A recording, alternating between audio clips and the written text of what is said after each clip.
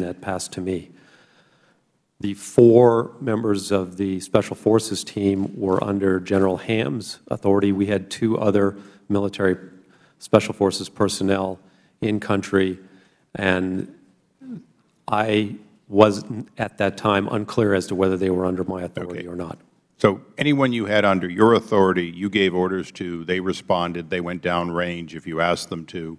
The others were not allowed to. Yes, sir. Thank you. Mr. Connolly, thank you very much. You'll have your full time. Thank you, Mr. Chairman, and thank you for that clarification. By the way, there have been some statements that Undersecretary Kennedy was not interviewed by the ARB by Ambassador Pickering and Admiral Mullen. That is a misstatement fact. He most certainly was. You can look it up. It's documented. He was interviewed, and he provided evidence, and that evidence was evaluated. So it is simply not true that Undersecretary Kennedy was not part of that process. He most certainly was. And I'd ask, Mr. Chairman, the record so reflect. Who said he wasn't? I'm not sure. I think we've heard it from the table. Mr. Thompson, statements have been attributed to you that your Bureau, the Counterterrorism Bureau, was actually deliberately kept out of post-Benghazi developments, decision-making, and so forth. Is that are those statements attributed to you accurate? It's true that my portion of this office was not participant. Your portion. To whom did you report? I report to Dan Benjamin at the time. And did Mr. Benjamin, was he included in He was overseas at the time. He was overseas, but was he kept informed and involved? I kept him informed in the early stages of. Was he kept informed and involved by the Secretary's office? I have no idea. Would it surprise you to learn that he has stated emphatically that he most certainly was? It wouldn't be a surprise. I've read it. And would it surprise you that he contradicts your statements or statements attributed to you? And I read to you, this charge that we were kept out of the loop in the aftermath is simply untrue. Though I was out of the country on official travel at the time of the attack, I was in frequent contact with the Department. At no time did I feel the Bureau was in any way being left out of deliberations that it should have been part of, unquote. I would disagree. He's true factually.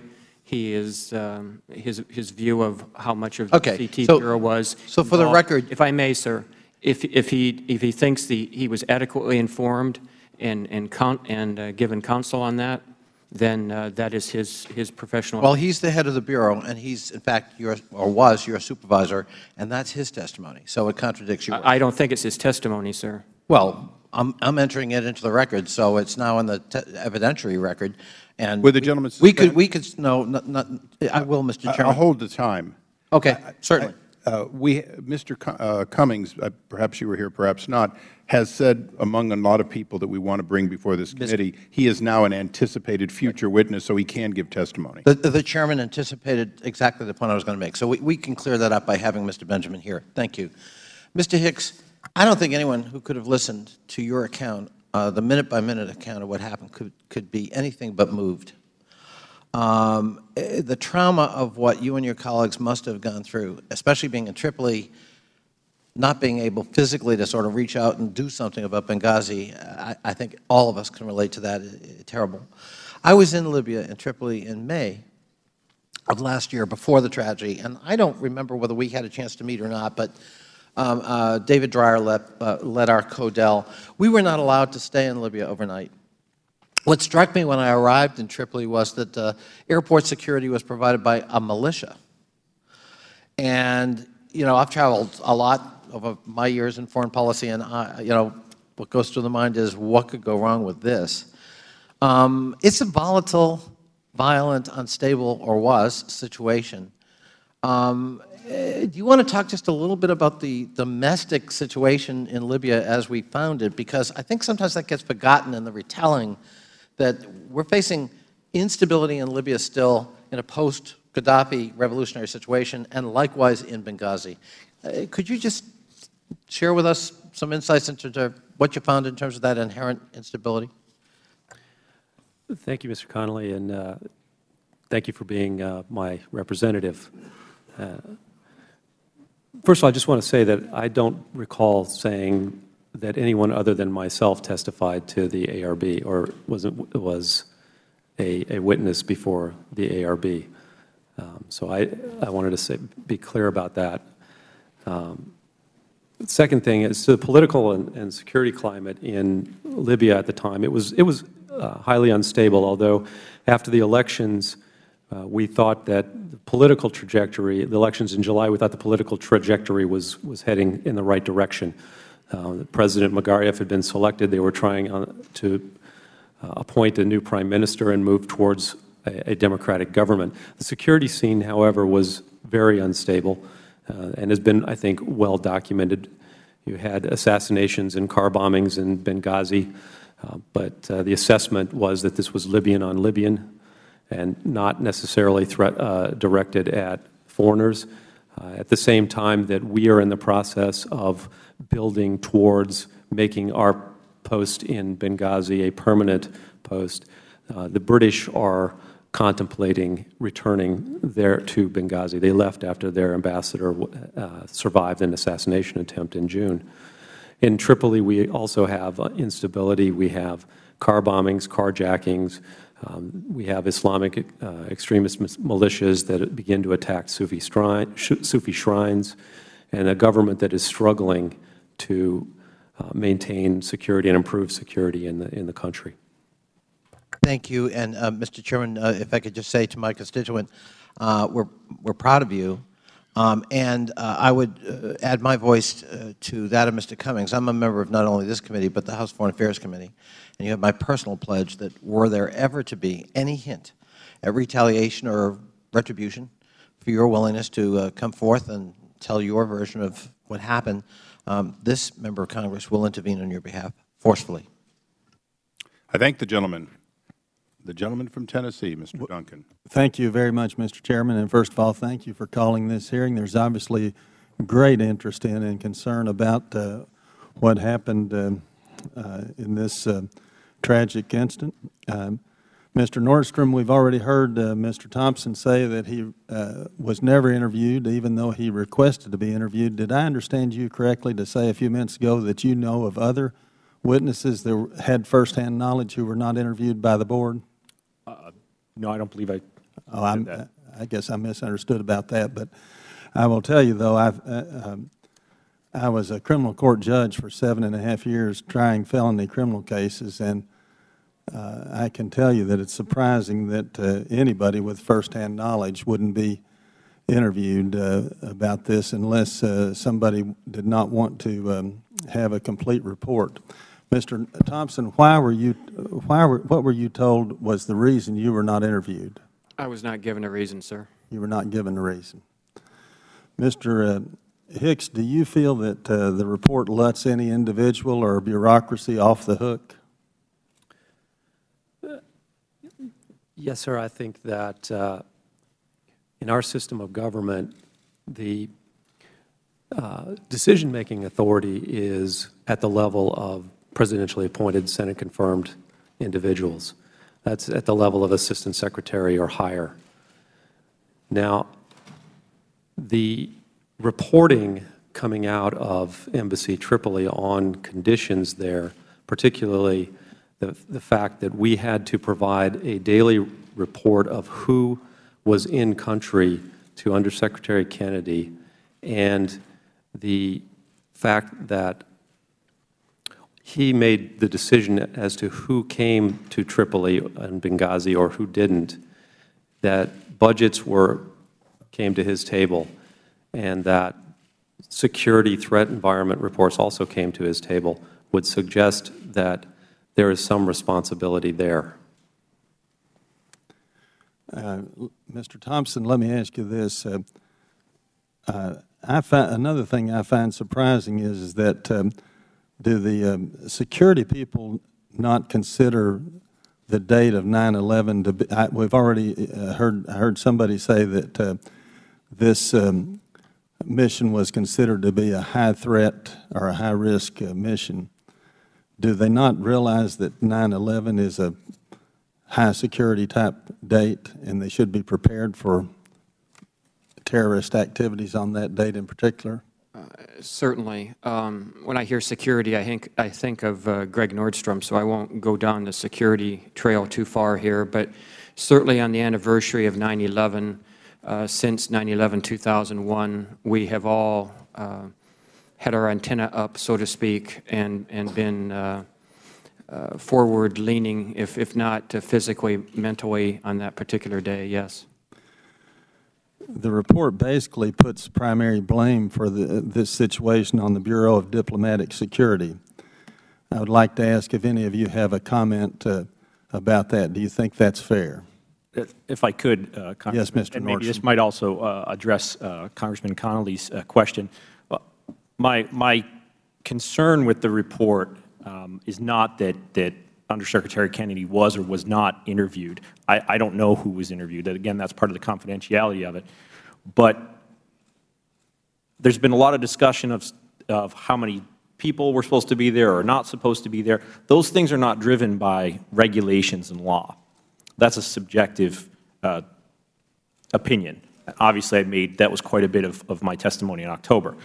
I go back to who authorized embassy employees, U.S. government employees, to go into facilities that did not meet legal requirements.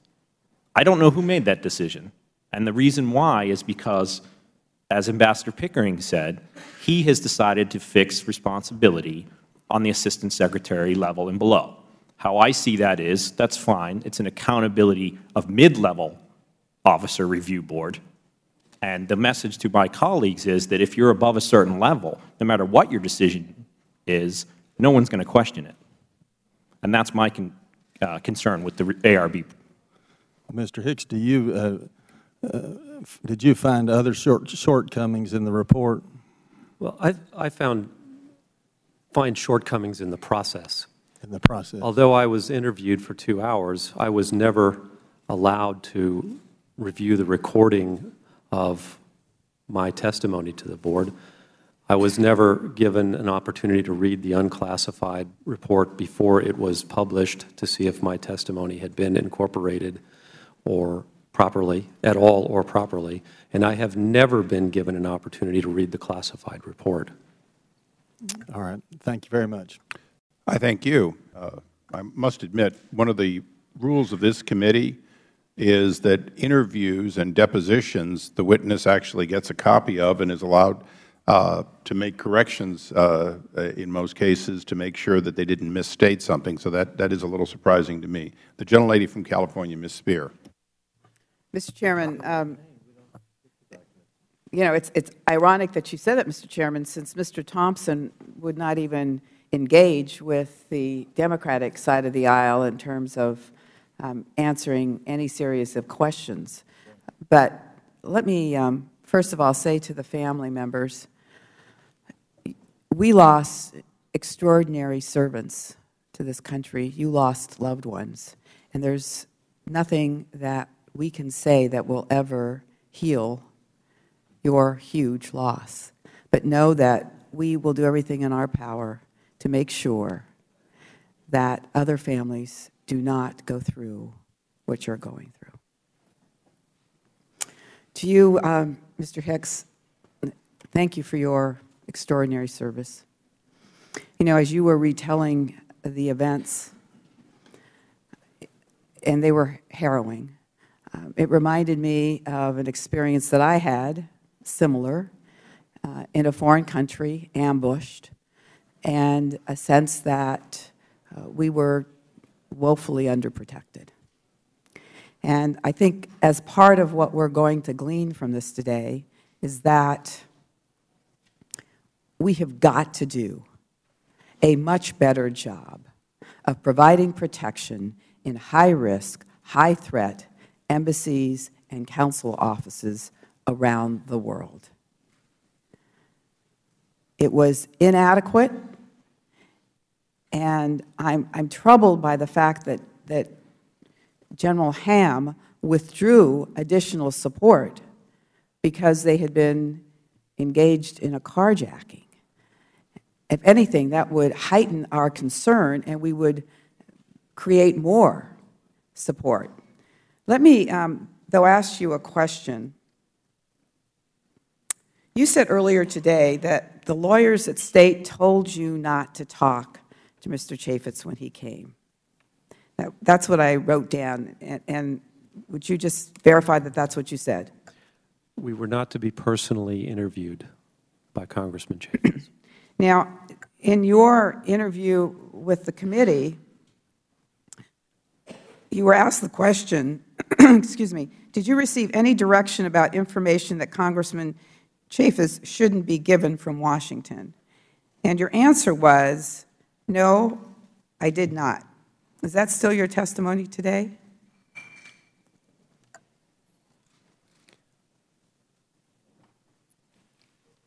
I don't recall that phrase, and Well, I thought that I said, and I'd have to review again, that I did receive instructions exactly as I said them, but I did not know who gave them to me, because I did not have, at that time, have access to my email from my time as DCM in Tripoli.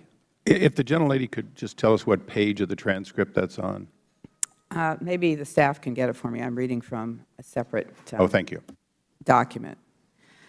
You did say that you were told to make sure other State Department officials were present for meetings with Representative Chaffetz. As you stated, they told me not to be isolated with Congressman Chaffetz. Is that correct? Yes, that's what I mean by not to have a personal interview with Congressman Chaffetz. Okay, so it was more about not being in a situation where you did not have other people with you. Is that correct? As opposed to not being interviewed. And again, that's what I said, not to be personally interviewed by Congressman Chaffetz. It said, well, you said they told me not to be isolated with Congressman Chaffetz.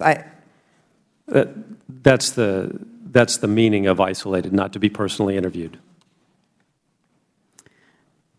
There was a classified briefing for Mr. Chaffetz that no other State Department official was able to attend, and you testified earlier.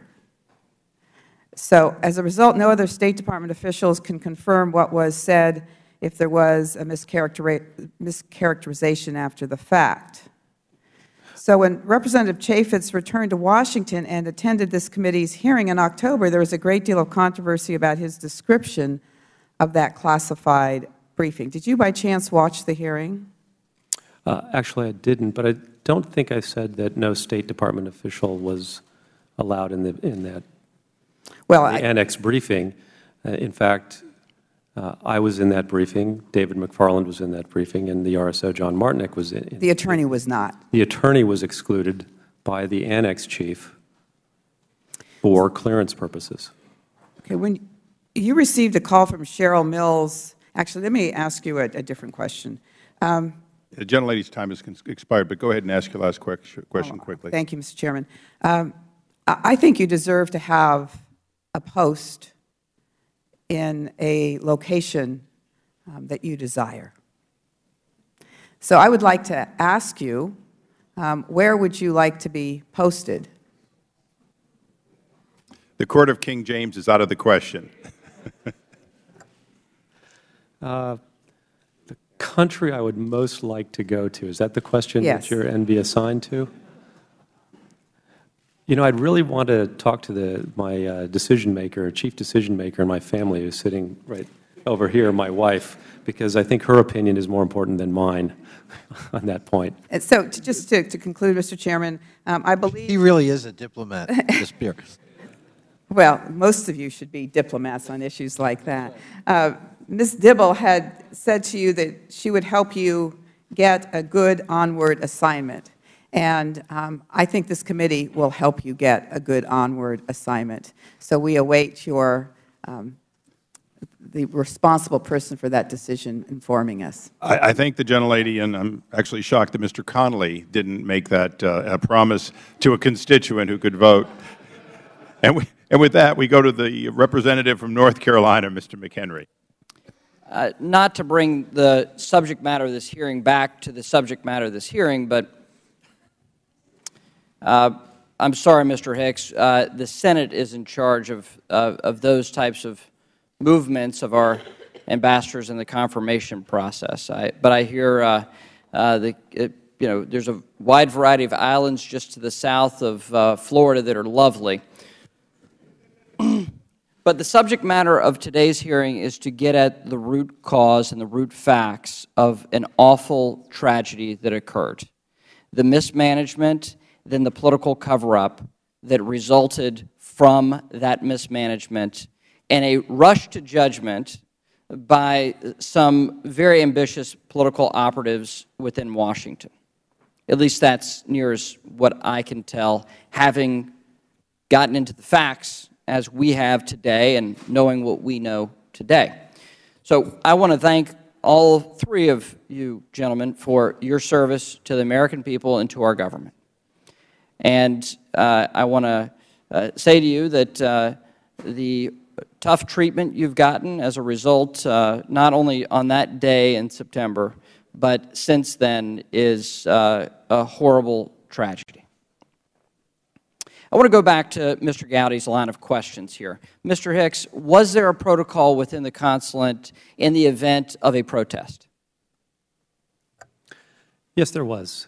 Was there any evidence when you were there in Libya on that day that this was a protest? No, there was none. And I'm confident that Ambassador Stevens would have reported a protest immediately if one appeared on his door.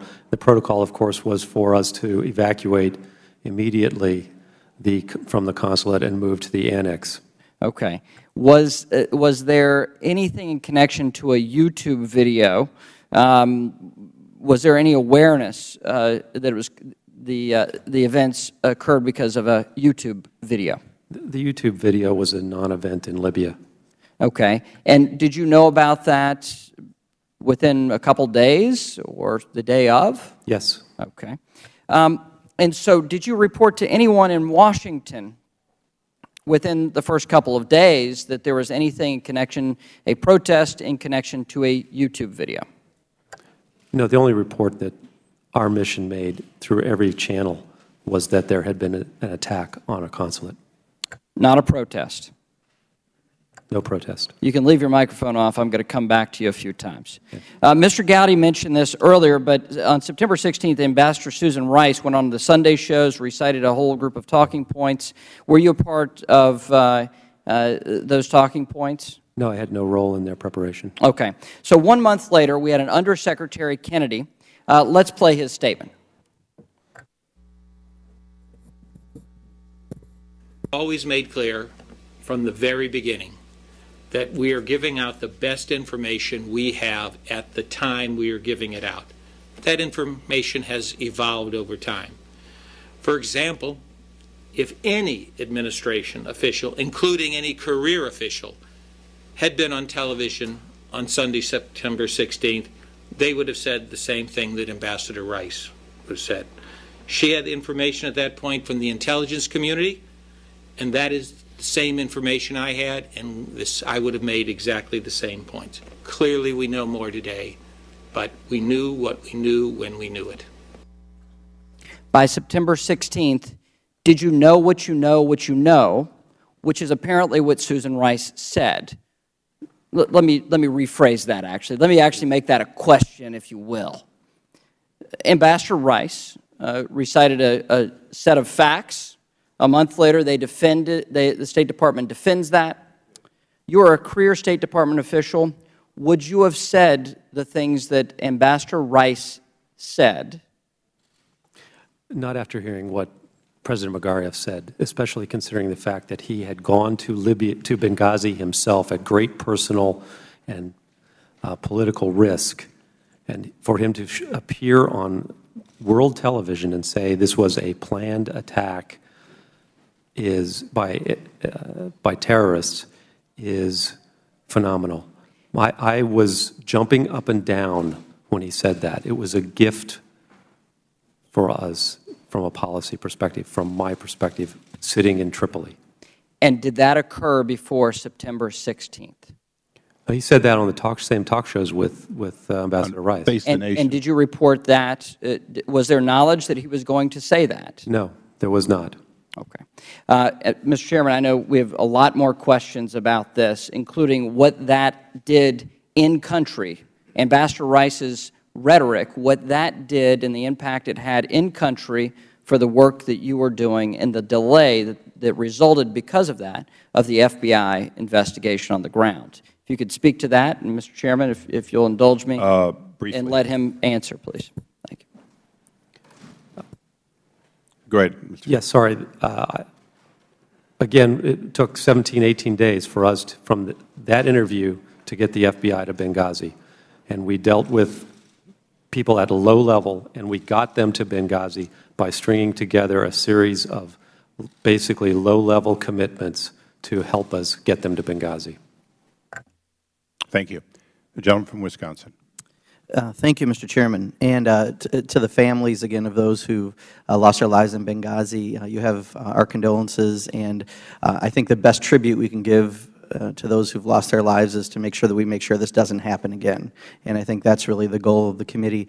Gentlemen, thank you for being here today. Mr. Hicks, especially thank you for your extensive conversation about what happened during the confusion of those first hours, whether the ambassador was at the hospital or the annex, and all of that happened. I can tell you, about 16 years ago, I was backpacking through the Darien Gap in Colombia and woke up to machine gun fire and hand grenades. And at the time, we didn't know what happened. We had paramilitaries on the river, we had guerrillas behind us, and we were caught in between. So I can fully understand the full confusion that happened at that time in your recanting of that, and I think we saw that in the report. What I can tell you, though, Mr. Chairman, is, I don't think there's a smoking gun today.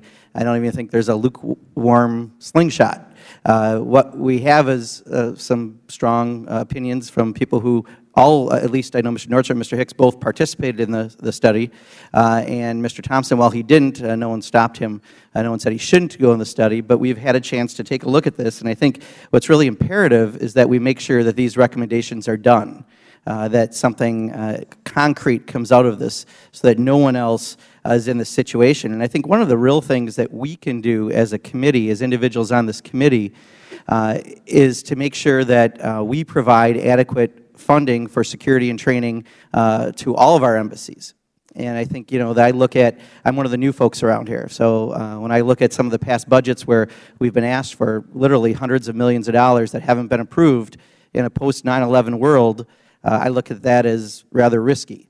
And both Mr. Nordstrom and Mr. Hicks, you both have extensive experience around the world and various places you've been. So looking at this proactively, I think this is probably the 9th or so hearing that the House has had on this issue. So maybe it's time we start looking at how we make sure we protect our embassies the very best way we can, rather than kind of going through and rehashing some of the same old stories. My question specifically for both Mr. Hicks and Mr. Nordstrom are, when it comes to extra training or extra security, do you feel that we need more in some of the embassies across the world, so that make sure that those who are working in there indeed have the very best protections, because we have that responsibility to them as they serve the country? Mr. Hicks? Thank you. I think there are two things, and I appreciate the question. We in the State Department need more training for our people who are going to these critical threat posts, not only for our diplomatic security agents, but also for our everyday diplomats. We need to be able, in my opening statement, I talked about my experience in Bahrain of developing contacts who helped us get through some very difficult times in 2002 when our embassy was attacked twice and we were experiencing very severe anti-American demonstrations. We have to be able to engage. Our diplomats have to be out on the street. One of the reasons why we were perhaps caught off guard in Benghazi is because, for security purposes, because we had so few personnel there, the consulate was basically on lockdown. And so it was very difficult for our principal officer to get out and mingle with the people and learn what was going on. This was magnified when I talked with a correspondent after the event who had been in Benghazi after 9/11, and the correspondent told me that the people of Benghazi were terrified by these Islamic extremist militias. We didn't have that sense prior to 9/11. And the only way we could have that sense is if we're out on the street. I think Undersecretary of State for Public Diplomacy, Sonnenschein, said it beautifully at the tribute for Ann Smedinghoff last week when she quoted Correspondent Edward R. Murrow about going the last 3 feet. That's what we as diplomats do. So if we're going to be going outside the embassies to meet with people and learn what's going on, we have to have the training to be able to respond rapidly and effectively to a desperate situation. So that's one thing. The other thing I believe that we need to do, and I put this forth as part of my platform in running for office in my speech to the Foreign Service, we need to develop a robust paradigm for analyzing and mitigating risk, and one that is comprehensible to every member of the Emergency Action Committee. And this would be a powerful tool for our regional security officers to be able to develop the kinds of programs and the kinds of activities that we need to mitigate risks that they identify through the use of this paradigm. Thank you. We now go to the gentleman from Michigan, Mr. Wahlberg. Thank you, Mr. Chairman, and thank you for holding this hearing. And I, too, agree with both sides of the aisle. This ought to continue with other hearings. And it was shocking to just hear a statement about this is rehashing same old stories. These aren't old stories. These aren't same old stories. This is a situation that is atrocious in that it happened. And it's about time we heard the stories for the first time that we're hearing today, and I thank the witnesses for being here to do that for us. And appreciate your valor, and appreciate the families and their sacrifice. Mr. Thompson, on several occasions already, it's been insinuated that not only did you not ask to be interviewed by ARB, but that you refused. You've indicated on a couple occasions, no, you asked to be involved. Let me give you further opportunity and ask you, why were you concerned about the ARB's failure to interview you? And did you raise any concerns with the Department about the Review Board's unwillingness to interview you? The reason I was concerned about it was that it was a terrorist event, and we did not respond to a terrorist event with the team, or we weren't considered to, and there wasn't a normal process by which that goes through. That process that I've already stated is not one that is bureaucratic. It's one that can go from a cold start to wheels up, so to speak, within hours. On-the-ground experience, understanding of what you were tasked to do. Yes. With respect to places like Nairobi, Kenya, on August 7th, 1998, in which we had 12 murdered Americans, 240 murdered Kenyans, and thousands injured. A very ambiguous situation, and a situation in which we responded to and collaborated with our DOD and our FBI colleagues. Even OFTA was there because we had to get Office of Foreign Disaster Assistance. We even had to get them in there to help with the medical resupply because the hospitals were overrun by this event. We had to set up a new embassy because we had one that was destroyed. We had to set up all the communications for the ambassadors, so it was a fairly comprehensive response. Such was not the case in Tripoli with Mr. Hicks. However, we did have a need to get people pushed forward early, and even if they did not end up in Tripoli, they would be closer. Again, going back to the tyranny of distance, whether we would have landed in Frankfurt or Sigonella or Crete or somewhere in the area, those are the things I would have brought out to the board had I been interviewed. Any of those findings included in the ARB report? Not to my knowledge, but I also have not seen a classified version. They may be in there. Mr. Hicks, in a little deference to my colleague from Ohio, I'd say on top of all of your distinguished records of achievement and accolades, your 2 earned degrees from University of Michigan are your best, and I appreciate that. Let me ask you this. Do you know if anyone interviewed by the ARB was provided an opportunity to read the full classified report? I've talked to several witnesses who were interviewed by the ARB, and none of them have been allowed to read the classified report. As far as you know, none that were interviewed have read the classified report. So far as I know. So you mentioned that there was a 2 a.m. phone call with the Secretary of State. During that short phone call conversation that you rehearsed for us, was there any mention of a demonstration during that conversation? No. It would be interesting to know if that was included in the report, but you've not read it. Correct. In fact, it wasn't. Do you think the ARB report lets any individual or bureaucracy off the hook?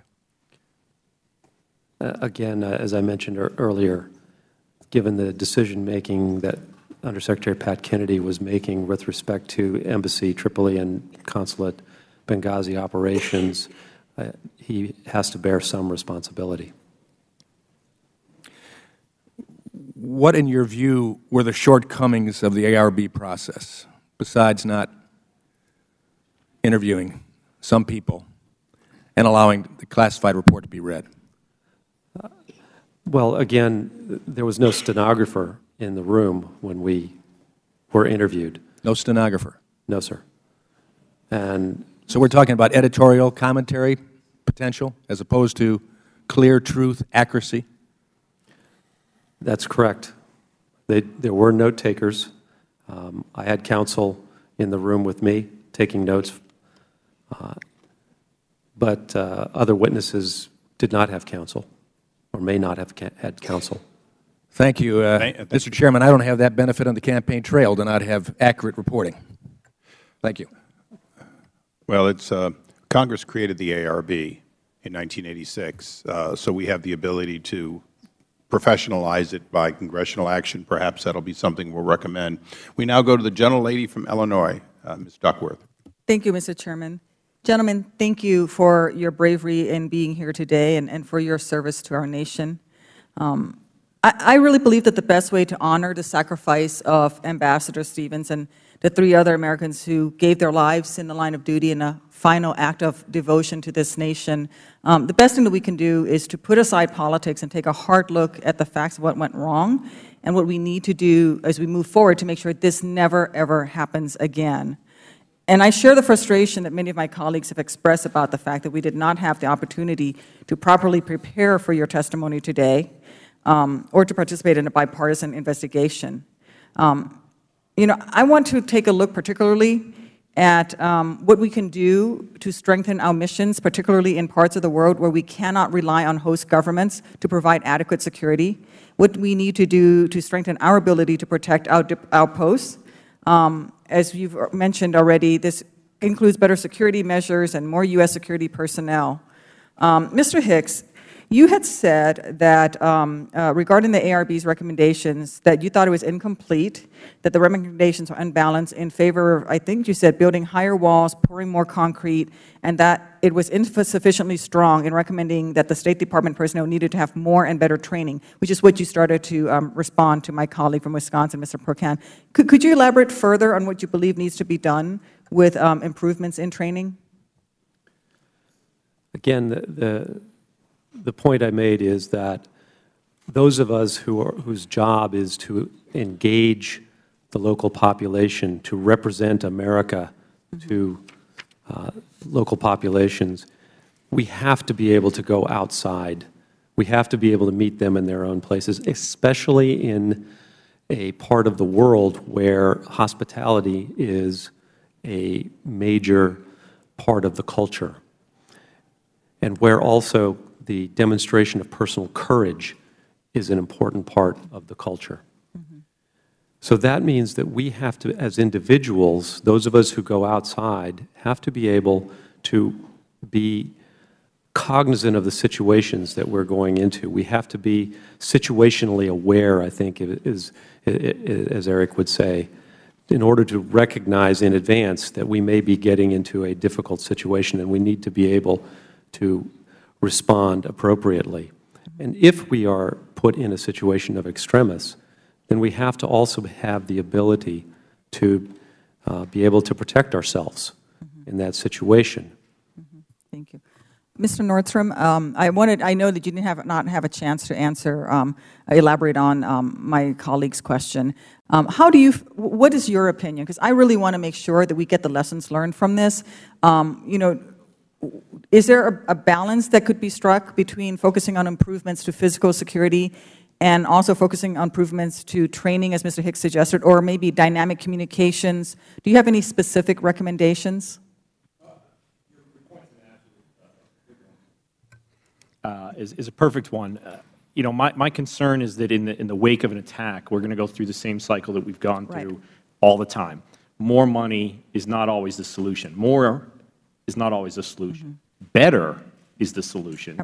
During the process, I had somebody ask me as part of the ARB why had I not requested machine guns, 50 caliber machine guns for the consulate in Benghazi. I was awestruck. I said, if we are to the point where we have to have machine gun nests at a diplomatic institution, isn't there a larger question, what are we doing? Why do we have staff there? One of the recommendations that I looked at is, again, it's decision-making processes. That doesn't cost money. One of the things that we saw, again, is what is the role of DS? Is DS, diplomatic security, elevated high enough within the Department of State's organizational structure whereby recommendations that are within that organization are heard by the Secretary of State? I mean, I think she has a very reasonable assertion that some of these issues weren't brought to her attention. Well, how do we fix that so that they aren't brought to the attention of the Secretary of State? It's not lost on me that as the unheeded messenger this time around, I look at where those messages seem to stop, the Undersecretary for Management. I look back and I see the last time we had a major attack was East Africa. Mr. Thompson's talked about it. Who was in that same position when the unheeded messengers of the ambassador in Nairobi and the RSO in Nairobi were raising those concerns? It just so happens it's the same person. The Undersecretary for Management was in that same role before. So if anybody should understand this, I would hope that he would. So that's why I'm going to the point of there's something apparently wrong with the process of how those security recommendations are raised to the Secretary. I agree. I think that you've given us a great way forward. Thank you, Mr. Chairman. Thank you. I thank the gentlelady. We now go to the gentleman from Michigan, Mr. Amash. Thank you, Mr. Chairman, and thank you for the witnesses for testifying today. Thank you for your service. Mr. Hicks, from a Michigan alum, go blue. Mr. Hicks, you testified that you haven't read the final classified ARB report. Is that correct? That's correct. If you haven't been allowed to read the report, how do you know whether your testimony was used appropriately? I have no idea. Have the department employees who were singled out for disciplinary action, were they allowed to read the final classified ARB report to find out to examine the evidence that was used against them? Two of those individuals have told me that they were not allowed to read the classified report. Do you believe that the ARB report does enough to ensure that a similar tragedy doesn't take place in the future? Again, I haven't read the complete report, so I can't make a judgment at this point in time. Did you have an opportunity to provide input with respect to the report? Yes, I had a 2-hour conversation with the board. All right. I'm going to yield some time to the gentleman from Utah, Mr. Chaffetz. Thank you. Mr. Hicks, do we typically need permission of a host nation government to fly military aircraft over their territory? Yes, we do. And to your knowledge, did we ever ask the Libyans for permission to fly over their country? Frequently. But did we the night of the attack? The night of the attack? Once this incident started, did we seek permission from the Libyan government to do a flyover? I think in the record there is a UAV was flying over Libya that night, and it had permission to be there. Did we ever ask for permission to fly anything other than an unarmed drone over Libya? during the attack? No. Would you have known that? Yes. Based on your extensive experience as a diplomat in dealing with the Libyan government, do you believe the Libyans would have granted overflight rights if we had requested it? I believe they would have. Mr. Nordstrom, do you believe that would also be true? I think certainly in this situation, they were fairly, yeah. Mr. Chairman, I think one of the unanswered questions here is, if it's a possibility, if there's any chance that we could get military overflight, if we could get a military flight there, then we would ask permission in advance.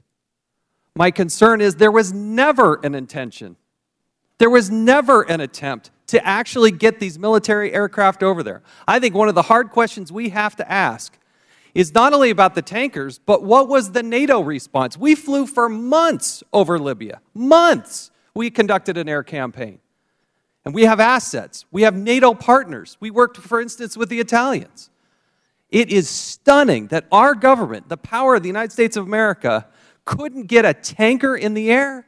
Mr. Hicks, when did you think that this was actually over? It was done. We were safe. Not until our personnel landed in Tripoli on the C-130. And then, even then, Ansar al-Sharia had posted that we were potentially, there's a reason why you had to leave the facility in Tripoli. That's correct. When did you actually return to the embassy in Tripoli? We returned, I believe, on the 14th. When did the FAST team arrive to help secure the embassy? They arrived on the night of September 12th at about 8:30. And there still was a potential thought. And the government never asked for permission. This is one of the deep concerns. In the last minute here, I want to ask Mr. Thompson here. I want to read to you another excerpt of an email sent by you to Timothy Walsh and James Webster on Wednesday, September 12th. This is at 11:10 in the morning. Quote, spoke to DB. Who's DB? Daniel Benjamin. Daniel Benjamin on the phone this morning. He understands my fest points, concurs, but expressed his pessimism regarding our deployment and by extension does not intend to lobby for our inclusion. End quote. To remind everybody here, didn't Daniel Benjamin recently state that any claim that key elements of the Counterterrorism Bureau, such as FEST, were cut out of the response planning was simply, quote, untrue? Is that your understanding? Correct. How do you react to that? He goes out and publicly says that's not true, but based on the email, sounds like you had a discussion with him. What happened in that discussion? He was on the phone from Germany. Another member of our front office had been talking to him. She asked if he wanted to talk to me. I gave him a quick rundown of what had happened the night before. I'd kept him informed via BlackBerry on an unclass level about the concerns and obviously when we finally understood how many people had been murdered that night. He was shocked and appalled, wanted to know anything he could do, and I told him about the dismissal and how it was dismissed in terms of getting our people out. Getting our people out of town. And I would just add that it's more than process and it's more than some of the other things that have been stated. My biography is in the record. We lived by a code. That code says you go after people when they're in peril, when they're in the service of their country. We did not have the benefit of hindsight in the early hours. And those people who are in peril in the future need to know that we will go get them, and we will do everything we can to get them out of harm's way. That night unfolded in ways that no one could have predicted when it first started, and it is my strong belief then, as it is now, that we needed to demonstrate that resolve, even if we still had the same outcome. Mr. Chairman. Thank the gentleman. For what purpose does the gentleman seek? I just wanted to reiterate, Mr. Chairman, your point to me that rather than speculate what Mr. Benjamin and Mr. Kennedy and others may think or may have said, we'll have the opportunity. We look forward to it. Actually, all time has expired. We now go to the gentlelady from Illinois who's been patiently waiting, Ms. Kelly. Thank you, Mr. Chairman, and I, too, would like to thank you for your service and thank you for your patience and endurance sitting here almost 3 hours, and my condolences to the family. Mr. Hicks, I would like to ask you about your testimony involving the flight from Tripoli to Benghazi. First, in your interview with the committee, you explained that the first plane from Tripoli to Benghazi left on the night of the attack around 1:15 a.m. Is that correct? No, it arrived in Benghazi about 1:15. It arrived, okay. The ARB report says that the first plane had a 7-person security team, which included 2 military personnel. Is that correct? Yes, it did. Now, you also told the committee that a second flight left Tripoli the next morning, September 12th, between 6 and 6:30 a.m. Is that correct? I think the flight actually left a little later, but again, the timelines are still not, have merged to a great extent, given time. Okay. You said that 4 military personnel were told not to board that plane and that this call came from Special Operations Command Africa. Is that right? That's what I understand. Okay. During the interview, you were asked if you knew what was the rationale that you were given that they couldn't go ultimately. And you explained, I guess they just didn't have the right authority from the right level. Is that correct? I think that's correct. Okay. So you basically don't know why they were told not to get on the plane. I have right? no idea why they were told not to get, why they were not allowed to go to the plane, go get on that airplane. Thank you.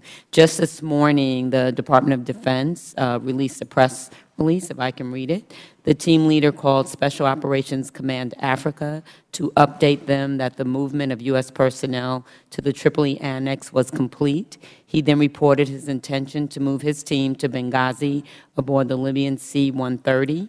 As the mission in Benghazi at that point had shifted to evacuation, the Special Operations Command Africa Operations Center directed him to continue providing support to the embassy in Tripoli. We continue to believe that there was nothing this group could have done had they arrived in Benghazi, and they performed superbly in Tripoli. In fact, when the first aircraft arrived back in Tripoli, these 4 played a key role in receiving, treating, and moving the wounded. I'd like to yield the rest of my time to Mr. Conley. I thank my colleague. Does the gentlelady want that in the record? Yes, please. Without objection, it will be placed in the record. Mr. Hicks, you quoted, you said rather emphatically that the video had no material impact in Libya. That's correct.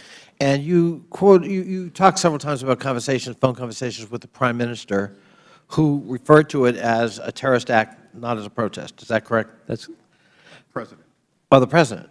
But we don't want to leave a misimpression here. I mean, the Libyan government is somewhat incoherent at this time. I mean, it's hardly correct. a unified government. That's correct. And for example, you were busy on the day, but on September 12th, the New York Times published a story quoting Libya's Deputy Interior Minister, Wanis al-Sharif, who said that his initial instinct was to avoid inflaming the situation by risking a confrontation with people angry about the video in Libya.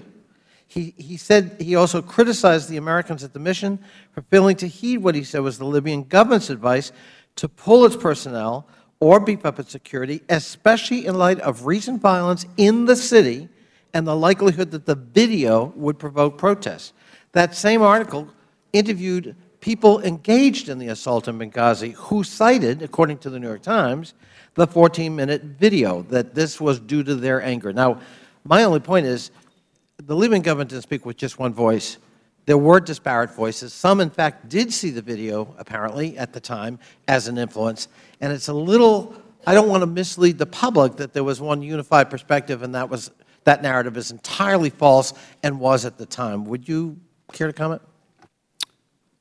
Sure. Our assessment in the embassy was that, the video was not an instigator of anything that was going on in Libya.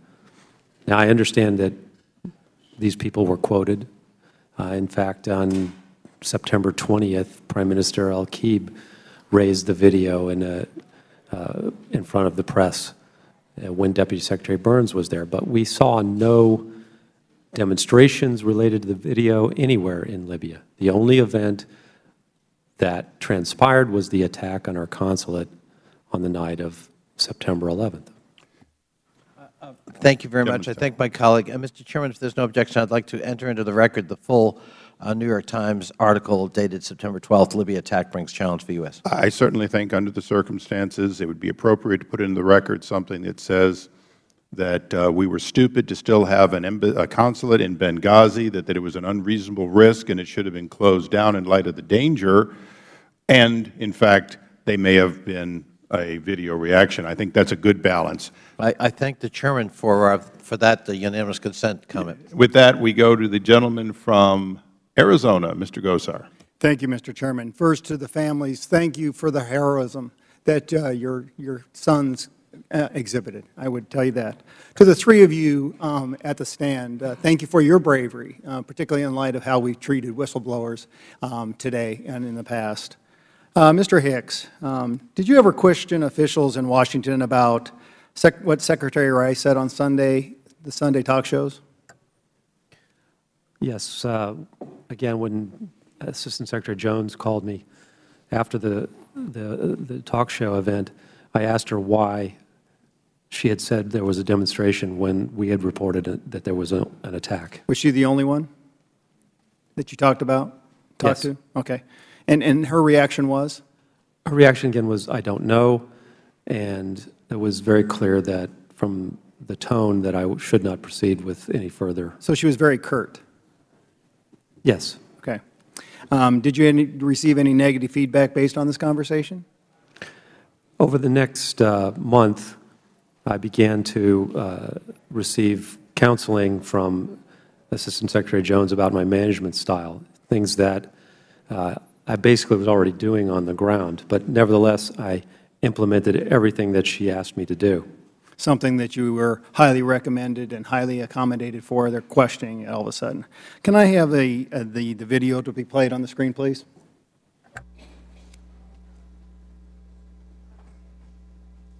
The fact is, we had 4 dead Americans. Was it because of a protest, or was it because of guys out for a walk one night who decided they'd go kill some Americans? What difference at this point does it make? It is our job to figure out what happened and do everything we can to prevent it from ever happening again. Well, I'm really mad, but Mr. Hicks, could I give you the opportunity to respond to that question? What difference does it make? I think the question is, what difference did it make? Yep. President Magariev was insulted in front of his own people, in front of the world. His credibility was reduced. His ability to lead his own country was damaged. He was angry. A friend of mine who ate dinner with him in New York during the UN season told me that he was still steamed about the talk shows 2 weeks later. And I definitely believe that it negatively affected our ability to get the FBI team quickly to Benghazi. So that definitely impacted getting the FBI to look at the crime scene, did it not? Absolutely. So when you talked to the Libyan government, were they responsive when you asked about access for the FBI?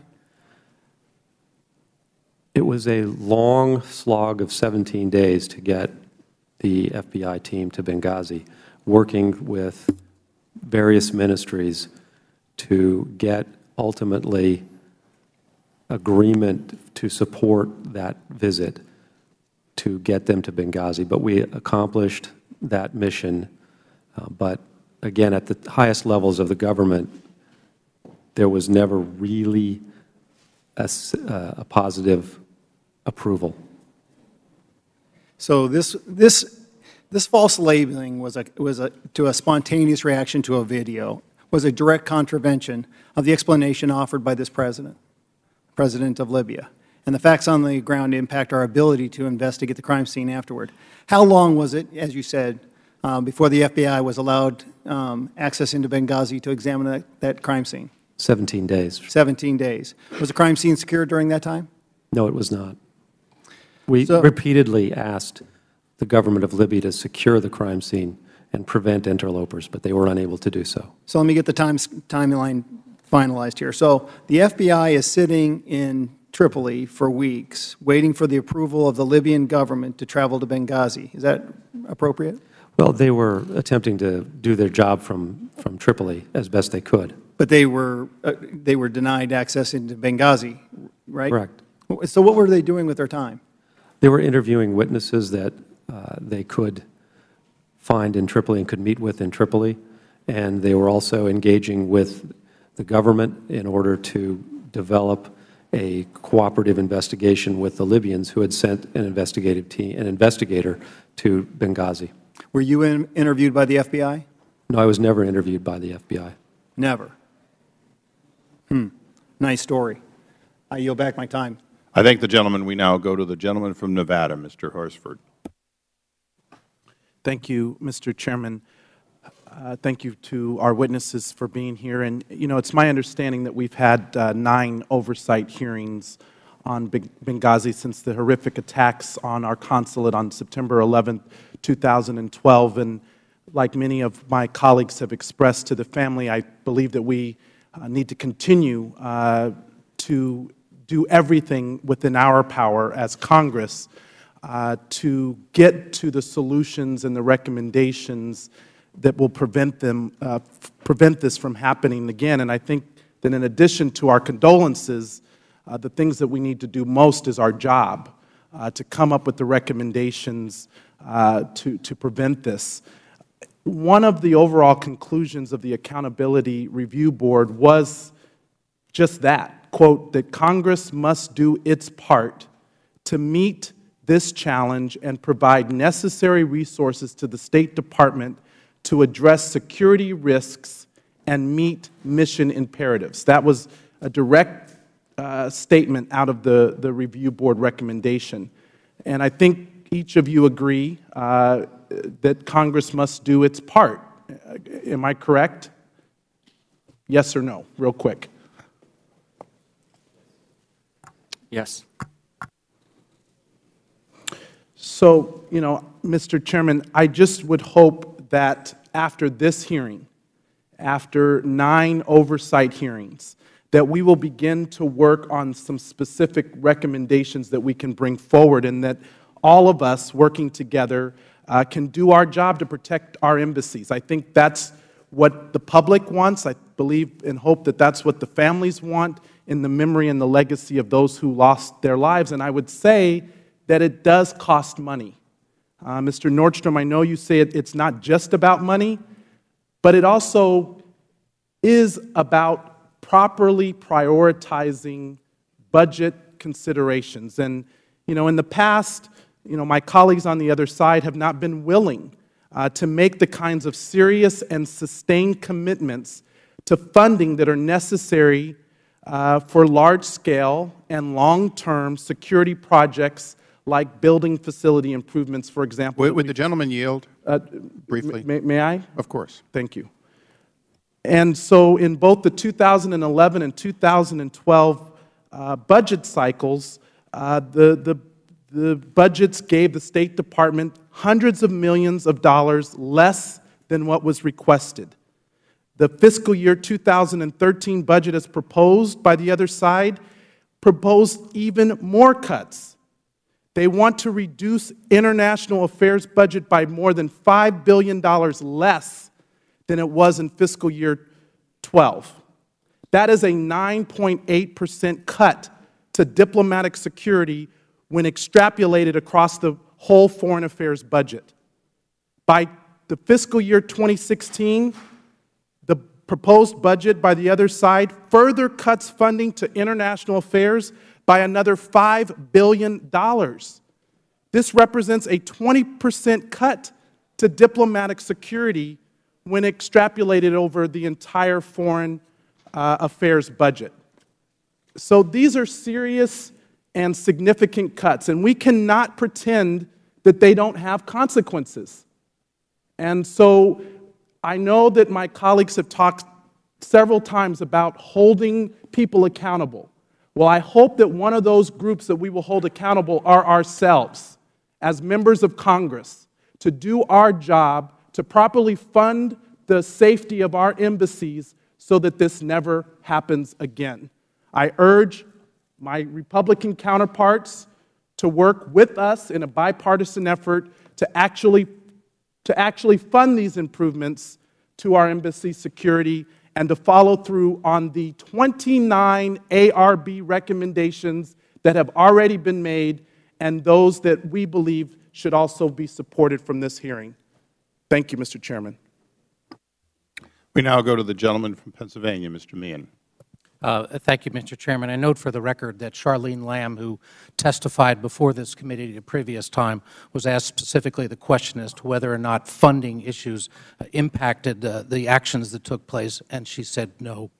So, and I'm really intrigued at this point in time by some of the commentary, because one of the things I'd like to follow up on the questioning, Mr. Nordstrom, that came to you from Mr. Langford with regard to some of the decisions that were made, because being in Benghazi, having the Secretary, because I'm going to tell you, I am struggling to find out how we had the United States ambassador in a marginally safe American compound in an increasingly hostile area on an iconic day like September 11th with limited security.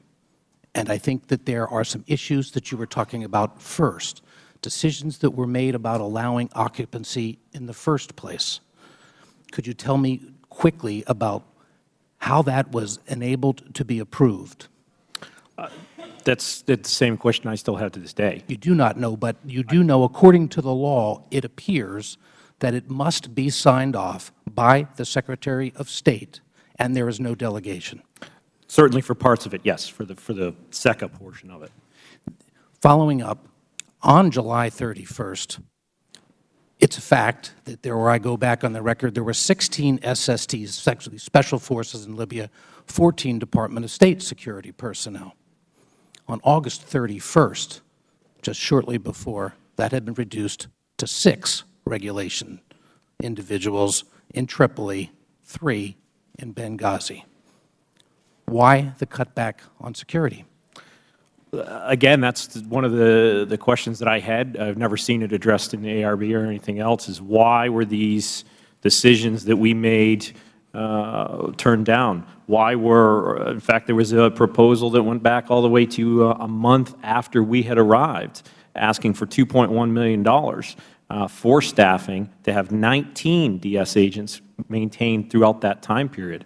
I still don't have any understanding of what happened to that proposal. That went to the Undersecretary of Management as part of the Did you have confidence in the ability of the locals in the country who were purportedly designed to provide security for you? Did you have confidence in their ability to provide that? I think, to put it succinctly, it was the best bad plan. It was the only thing we had. It was the only thing, but I didn't ask if it wasn't. So did you have confidence in that? No. Did you report that at any point in time to officials in Washington, D.C.? We did. We did note the training deficiencies in particular. That was something that was always there. Certainly, we had also raised the issue of doing some sort of counterintelligence vetting of the people that worked for us. Ultimately, that was turned down, even though we wanted it, because the Department of State wanted Post to pay the funds for it, which we didn't have. It had always been under our understanding that that was going to be paid for by Washington. Thank you. So, Mr. Thompson, I know that you have background in counterterrorism.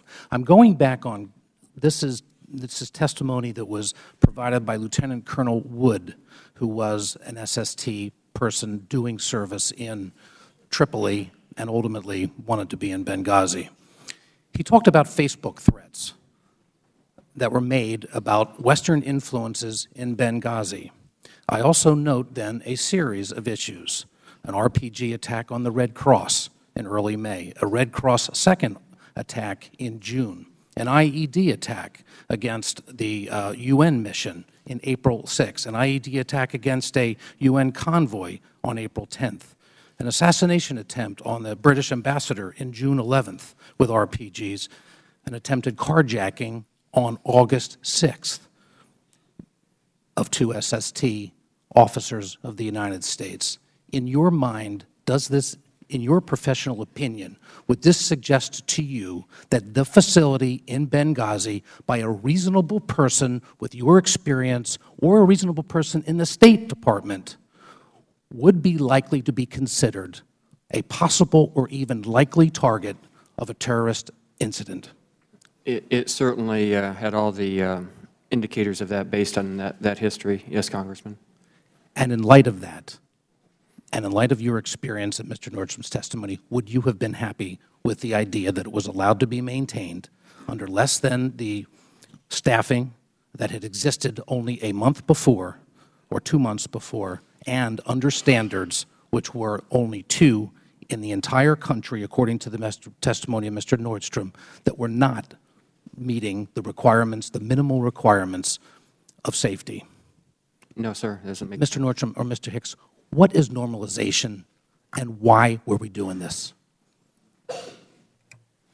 That's been a question even that the IRB raised and others have raised. I'm not sure. I mean, sarcastically, we saw it as do more with less, but that I first saw that term normalization in that budget proposal, resource proposal, a month after we had arrived. There was already talk about normalizing our footprint. It was then picked up again in February when Greg's predecessor had met with Das Lamb. Same thing. It struck me as being part of some sort of script, just like the reason why he didn't close the facility in Benghazi despite the risks. There was already a political decision that said we're going to keep that open. That's fine, but no one's ever come out and said that we made that risk and we made that decision and take responsibility for it. I thank the gentleman. My time's expired, but Mr. Hicks, did you have a response to that as well? Normalization to us was moving towards being like a normal embassy instead of having being, in a sense, under siege or in a hostile environment where we're surrounded by potential threats. And we wanted to move towards normal life, and it also meant removing or a withdrawal of extra DS personnel and then a movement towards our diplomatic security personnel managing more of a program that included the recruitment of Libyans to provide additional the security that we needed. Thank you. Mr. Hicks, you mentioned earlier your wife being such an important part of your decision process. Were you planning on bringing her to Libya since it was normalized? Just, Mr. Chairman, thanks. Just to correct, I was actually selected to be DCM by Assistant Secretary for Near Eastern Affairs, Jeff Feltman, in Tripoli. Jeff and I spent a lot of time in the 2006 war in Lebanon together. Yeah. He's a good man. Yeah. But as to family returning to Libya, I mean, normalization means you bring back dependents and so on. Was that part of what was going on? That's what we were pointing towards, in fact. And Chris and I had a long talk on the night of September 9th before we left for Benghazi, and we talked about this, that we felt optimistic about the trajectory, that even though all of these security problems were going on, we felt that the Libyans were getting their political act together. They were going to pull together a government. They were going to get a constitution. Their economy was going to pick up. They were going to stabilize. And my next project was, in fact, to reach out to the board members of the American school and start working with them about the possibility of opening the school in September. And that would, of course, allowed me to bring my family to join me in Tripoli. And that was actually a condition that my wife made for my going to my second unaccompanied assignment. So I'm sure she's glad to have you home now, though. Yes, she's very glad to have me home. With that, we go to the gentleman from New Mexico who's been patiently waiting. Oh, I'm sorry. Who's next? Mr. Cardenas, next. Thank you very much, Mr. Chairman. My condolences to all the families and everybody who suffered from this tragedy. And also, I hope that you pray for us that we do the right thing as policy makers and not as politicians. Mr. Nordstrom, you've stated here that you felt the security situation in Benghazi was unsafe. As a matter of fact, you've been very clear on placing blame with a number of people. So given everything that was going on at the time and everything you have said today and what you said on October 10th, At any point, did you suggest to Ambassador Stevens that he should not travel to Benghazi on September 11th's anniversary, and that the situation was volatile, and that the facility, per your own assessment, was not secure? I had departed post on 26th of July, so I didn't have the opportunity to do that. I would defer that to the RSO that was there at the time, John Martinek. It's my understanding that he also had raised some concerns and discussed that. So you have your opinions today, but you did not have those same opinions back then? I wasn't at post for September 11th. I had departed 6 weeks prior. So, if the gentleman would indulge, I think he's asking, what was your opinion on the day you left relative to Benghazi? Oh, okay, I understand. I had actually met with the ambassador prior to that as part of an out briefing, and he and I talked about kind of the way forward, and the threats in the East were something that we talked about. I had mentioned that in October as well. It was very concerning to us, the increase in the targeting. It was something that I had mentioned back to our headquarters in reporting. It was something that the Ministry of Interior brought up when the ambassador went and met with the minister in July to talk about requesting static security. They highlighted, number one, growing extremism in the East, particularly in Benghazi, and Derna, and Sept. So absolutely, that was something that we discussed, and we were concerned in particular that we were not getting the resources. So you stressed that you did stress concerns, but not to the point where you said, I wouldn't go if I were you, or we never had that discussion, in part because the ambassador had not indicated any sort of desire to travel to Benghazi. My hope would have been that they would have had resources there to augment any such travel. And resources require other kinds of resources. I mean, if you have resources on the ground, they require actual funding, et cetera. There's a balance to creating the kind of atmosphere and security that would be required to meet any concerns, correct? Sure. In what we were looking at is that you were going to have a downsizing of personnel in Tripoli. So anytime the ambassador would have traveled, that would have impacted security in both locations because you would have been splitting up resources, which is what I think ultimately happened. Mr. Hicks, can you shed some light on this discussion that we're having? In the two planning meetings that we had for Ambassador Stevens' trip to Benghazi, Regional Security Officer John Martinek raised serious concerns about his travel. Because of those concerns, the ambassador adjusted his plans for that trip. First, he agreed that he would go in a low-profile way. His trip would not be announced in advance. We would not do any planning of meetings until right before he went. Second, he eventually decided also to shorten his trip. He initially had planned to go on the 8th. He went on the 10th instead to narrow the time frame that he would be in Tripoli. The third step that he took was that one public event that he planned would take place at the very end of his trip just before he left. Okay. So basically, you're describing what I feel to be consistent. What I've known of the ambassador is that he was very, very committed. He did listen to advice, et cetera, but he was very determined, and he continued to do his job.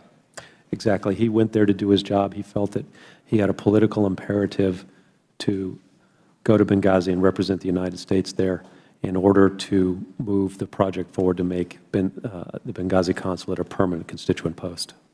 Okay.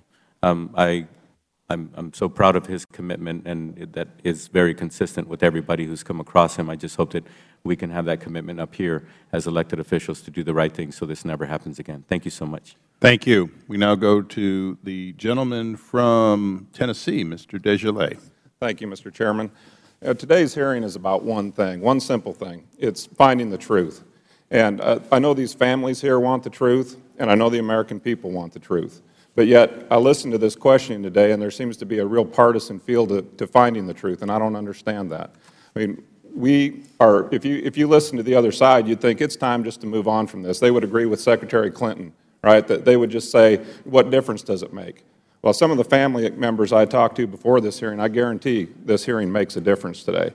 We want to know who made some of these decisions and why they made some of these decisions. The only encouraging part that I heard from the other side is that they feel that you all should be protected. Your ability to testify here and your desire to testify here should be protected, so that's good. And I want you to know I really appreciate you all being here. It does matter. It matters to a lot of people. Mr. Hicks, after your visit with Congressman Chaffetz, or Congressman Chaffetz's visit, did you feel any kind of shift in the way you were treated?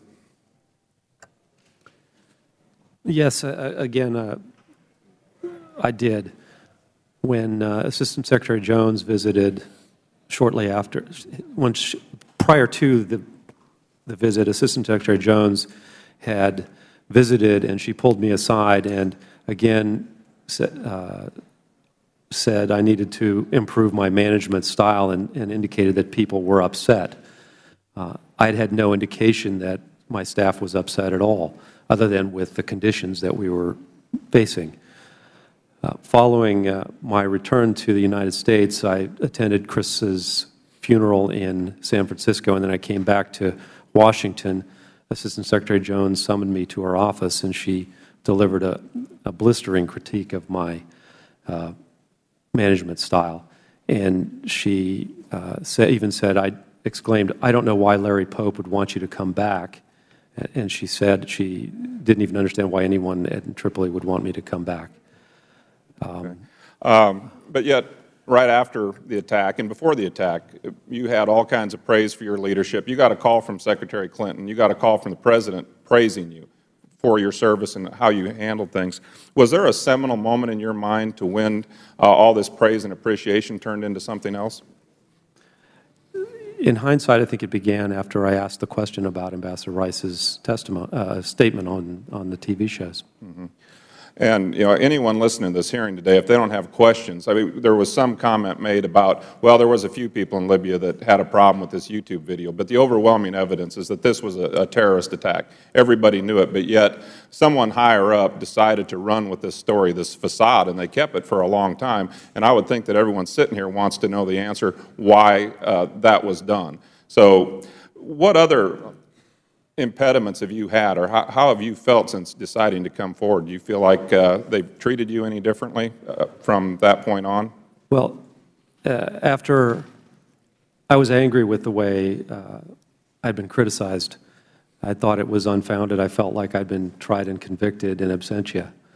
And but I decided I was going to go back and try to redeem myself in Tripoli. What is your job right now? What is my job? I am a Foreign Affairs Officer in the Office of Global Intergovernmental Affairs. Okay, a far cry from where you were and your level of capabilities. Yes, sir. Yeah.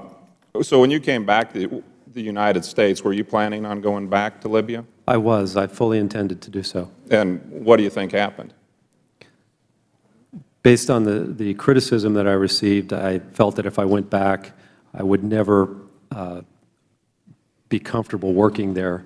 Mm-hmm. And in addition, my family really didn't want me to go back. We'd endured a year of separation when I was in Afghanistan in 2006 and 2007, and that was the overriding factor. So I voluntarily curtailed. I accepted an offer of what's called a no-fault curtailment. That means that there would be no criticism of my departure of post, no negative repercussions. And in fact, Ambassador Pope, when he made the offer to everyone in Tripoli when he arrived, Chargé Pope, when he arrived, he indicated that people could expect that they would get a good onward assignment out of that. All right. Well, thank you. I would just close with the fact that we have a president that's made it his policy since he took office not to knee-jerk or jump to conclusions when it comes to some tragedy or event. But yet, why did he do it in this case? Why was he quick to jump to the conclusion that this was a protest due to a YouTube video? I think we all know that's not true, and I think we all need to find the answer to that. Thank you. And of course. Could I just clarify? The job that I have right now, between my curtailment and my finding of this job that I have now, I had no meaningful employment.